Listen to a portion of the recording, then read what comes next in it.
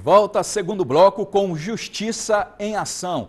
Os telejornais de todo o Brasil têm noticiado amplamente várias ações da Polícia Judiciária frente à corrupção que assola o país. Uma dessas ações é a chamada ação controlada. E o que seria essa ação? E em que momento se faz necessário essa ação? Vamos à reportagem da Vanessa Oliveira. A ação controlada muita gente já ouviu falar, principalmente nos dias atuais, mas quase ninguém sabe do que se trata. Essa ação nada mais é do que uma técnica especial de investigação por meio da qual a autoridade policial ou administrativa, mesmo percebendo indícios da prática de um ato ilícito em curso, retarda a intervenção. O objetivo é conseguir coletar mais provas, descobrir coautores e participantes da empreitada criminosa. Um exemplo típico desta técnica de investigação é o caso de tráfico de drogas. Vamos saber o porquê? Imagine que a polícia descubra que determinado passageiro irá embarcar uma grande quantidade de drogas. A polícia poderia prender o traficante no instante em que este estivesse embarcando o entorpecente, ou ainda no momento do transporte. Entretanto, revela-se mais conveniente a investigação que a autoridade policial aguarde até que o agente chegue ao seu destino, onde poderá descobrir e prender também o destinatário da droga. E para falar melhor do assunto, contamos com a presença aqui no estúdio do competentíssimo advogado criminalista, professor universitário, o doutor Adelmano Benigno, que está aqui junto conosco e vai falar sobre ação controlada, que é um assunto que está em moda, que está em evidência. A mídia, em alguns momentos, tem noticiado de forma errada, em outros momentos de forma correta, e também nós vamos tirar essas dúvidas aqui no Justiça em Ação.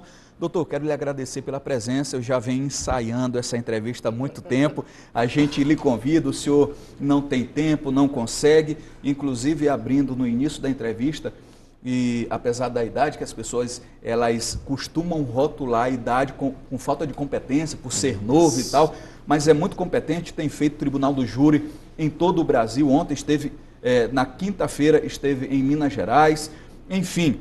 Quero, de verdade, lhe agradecer pela presença e dizer que é uma honra tê-lo aqui no nosso programa. Fidelis, agradecer pelo convite, né? Enfim, estamos aqui no programa Justiça e Ação. Eu também esperei muito por esse momento em participar do seu programa.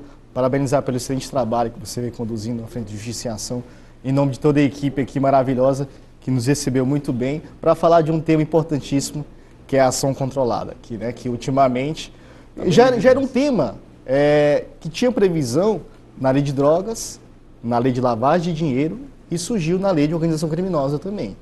Só que agora com um recente caso, do senador Aécio Neves, que foi uma operação da Polícia Federal, que a ação controlada virou evidência social, e aí agora estamos aqui para esclarecer para a sociedade o que seria a ação controlada. Bom, então a primeira pergunta é essa, né? Para que a sociedade entenda o que é ação controlada e em que momentos que ela realmente pode ser utilizada. Ótimo. A ação controlada, Fidelis, primeiramente, tem previsão na Lei de Lavagem de Dinheiro, né, no artigo 4º. Também temos previsão na Lei de Drogas, no artigo 52, inciso 2, da Lei 11.343, né, de 2006, Lei de Drogas. E, posteriormente, na Lei de Organização Criminosa, na Lei 2.850, de 2013. Importante observar que, quando se tratar de lavagem de dinheiro e na Lei de Drogas, exige autorização judicial. Quando se tratar de organização criminosa, não se necessita de autorização judicial, mas prévia comunicação ao juiz. E a ação controlada, ela consiste basicamente no retardamento do flagrante, porque já que o flagrante ele pode ser facultativo, né, e obrigatório. Facultativo para qualquer pessoa do povo, como precitua o artigo 302 do CPP, com processo penal. Qualquer pessoa do povo pode prender em flagrante, mas o policial, o agente policial, ele deve. Então é um flagrante, né, obrigatório. Só que em alguns casos, Fidelis, esse flagrante obrigatório, naquele momento, talvez ele não é o mais adequado. Por quê? Se eu aguardar um momento oportuno, eu posso pegar mais envolvidos em relação àquela atividade criminosa. Não seria, trazendo para a organização criminosa até, não seria o aviãozinho, mas sim realmente o traficante. Ótimo. Aí, em relação a drogas, Sim. por exemplo, eu tenho uma organização criminosa que trabalha com o tráfico de drogas. Sim. Né? Trabalha entre aspas, mas trabalha, tem atividade criminosa como o tráfico de drogas. Se eu tenho a mula, né? Ou o aviãozinho, que é aquele que transporta a droga, e aí eu posso muito bem prender em flagrante, né, o transportador da droga, né, a mula ou o aviãozinho. Só que, se eu aguardar o momento oportuno, eu não posso pegar não só apenas o transportador, né, mas também o chefe, né, o traficante, o dono da droga, que aí eu posso, aí sim, encerrar aquele tráfico naquela comunidade. Porque a mula ou o aviãozinho, entre aspas, podem ser muito bem substituídos por outros. Verdade. E aí o tráfico vai continuar naquela determinada comunidade. Então a ação controlada foi criada nesse sentido para aguardar o momento oportuno para poder pegar mais envolvidos com aquela atividade criminosa. E o que me chamou a atenção também, doutor, é a questão da expressão flagrante retardado. Até porque na doutrina diverge um pouco sobre o tempo após ou logo após, tem toda aquela situação que deixa a dúvida para quem estuda, para quem já é profissional, né? E aí, dependendo da interpretação dele, ele consegue chegar a um ponto que ele acha confortável. Mas eu queria que o senhor explicasse direitinho como que se dá esse flagrante retardado. Ótimo. Né? Só para explicitar que flagrante retardado é uma modalidade de flagrante, assim como o flagrante próprio, o flagrante impróprio, presumido. Aí temos o flagrante provocado, Sim. que também é chamado de crime de ensaio. Esse o STF já entendeu que é crime impossível. Eu tenho um flagrante forjado, que aí é uma ação criminosa, por exemplo. Vou pegar uma droga e colocar dentro do carro de um sujeito. Que aí já é discutível, né? E aí eu vou dar a voz de prisão para ele. Aí o criminoso foi quem forjou. Sim. Né? Flagrante forjado. E eu tenho o flagrante esperado, que aí esse é permitido, que é no caso dos policiais, né, ter a notícia crimes, né, da cogitação, da preparação, e aí quando for na execução, ele aguarda para dar a voz de prisão. Aí o flagrante retardado é a própria ação controlada, propriamente dita, porque aí eu vou aguardar, eu vou retardar, eu vou esperar o momento oportuno, né, a posteriori, para poder fazer aquele flagrante.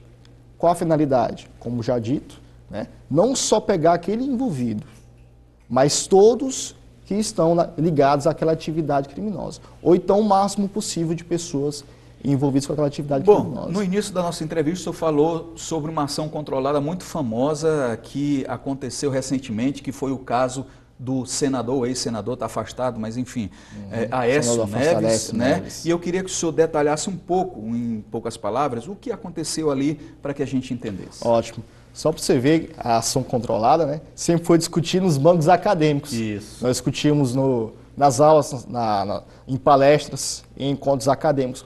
Mas não tínhamos ainda um caso, um leading case, né, de repercussão no sentido de tratar sobre a ação controlada. E agora, com o senador Aécio Neves, né, ali foi uma operação da Polícia Federal que comunicou ao STF, Sim. já que ele tem foro por prerrogativa de função, popularmente conhecido como foro privilegiado, para aguardar um momento oportuno para efetuar o flagrante. E aí, né, verificou-se os crimes que ali foram praticados.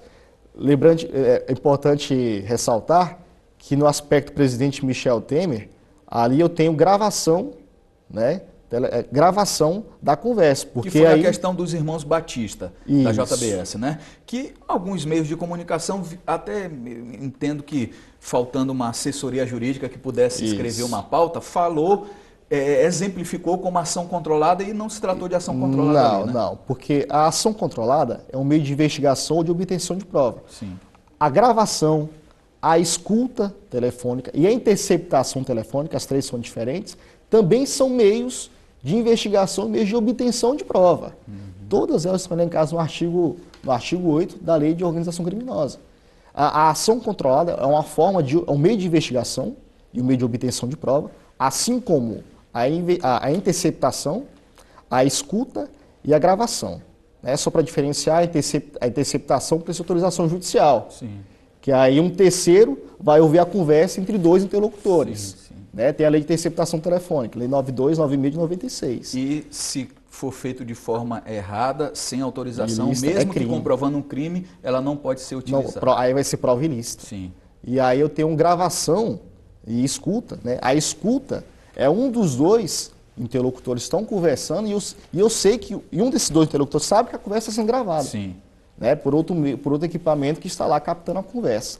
A gravação é quando eu mesmo vou conversar com você aqui, Fidelis, e vou gravar essa conversa. Sim. Né? Posso dizer que eu estou no acordo de colaboração premiada, também chamado delação premiada, que também é um meio de obtenção de prova, na qual, né, eu vou pegar e colocar essa gravação no acordo para poder obter o meu benefício, que ali o benefício, né, foi até gratificante para os irmãos. Tem né? discutido muito essa questão da forma de se analisar o que o criminoso pode ter de benesse quanto a uma delação. Foi bastante criticado, né? Realmente. Falando que foi desproporcional, comparado, por exemplo, à delação do Marcelo Odebrecht. Né? Diz que a delação a premiação dos dois, né, foi... A sociedade fica com um sentimento de impunidade. Eu acho também, doutor, que tem que ser medido a opinião pública também, né? Não só negociar por negociar, mas a opinião pública que tem mudado até decisões. A gente sabe que a opinião pública realmente é muito forte quanto a alguns... Tem influência eu lhe dou um exemplo, você faz tribunal do júri com o doutor Quaresma, que é o advogado do goleiro Bruno, que já entrou condenado. Isso. Ele já entrou condenado devido a... Mas isso é outra história. Esses casos de repercussão realmente é difícil nós trabalhar. Né? Não só esse de âmbito nacional, mas também até de âmbito aqui regional. Sim. Quando trabalhamos com alguns, sentimos dificuldade. Para finalizar nossa entrevista, que é muito interessante, um assunto que está na moda, eu tenho aqui que entender se a ação controlada ela é destinada apenas a esse crime ou a qualquer atividade criminosa.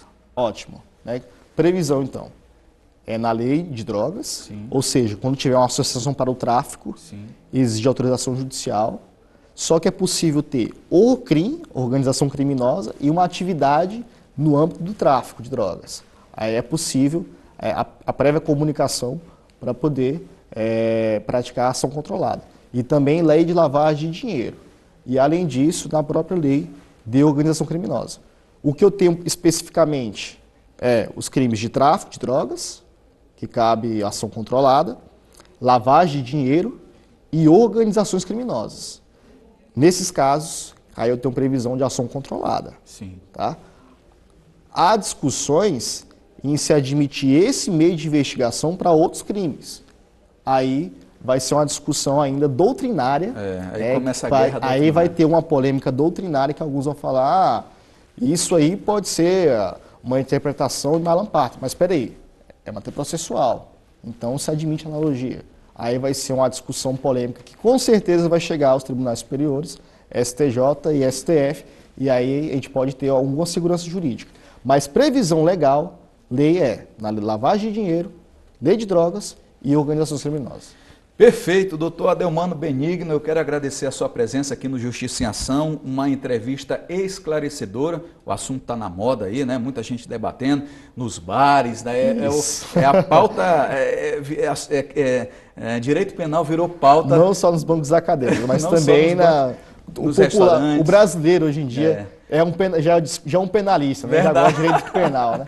E eu agradeço porque o tempo passa rápido aqui na entrevista. Quando a conversa é boa, né? O tempo passa rápido. E eu agradeço o convite, né, Fidelis, a toda a equipe também, já coloco à disposição para eventuais bate-papos. Não é nem entrevista, é um bate-papo bem gratificante, bem agradável, para esclarecer para a sociedade maranhense a respeito desses assuntos importantes. Bacana, eu que agradeço a presença, vou de intervalo, na volta tem um resumo jurídico, o que aconteceu no mundo jurídico de São Luís, no terceiro bloco aqui no Justiça em Ação.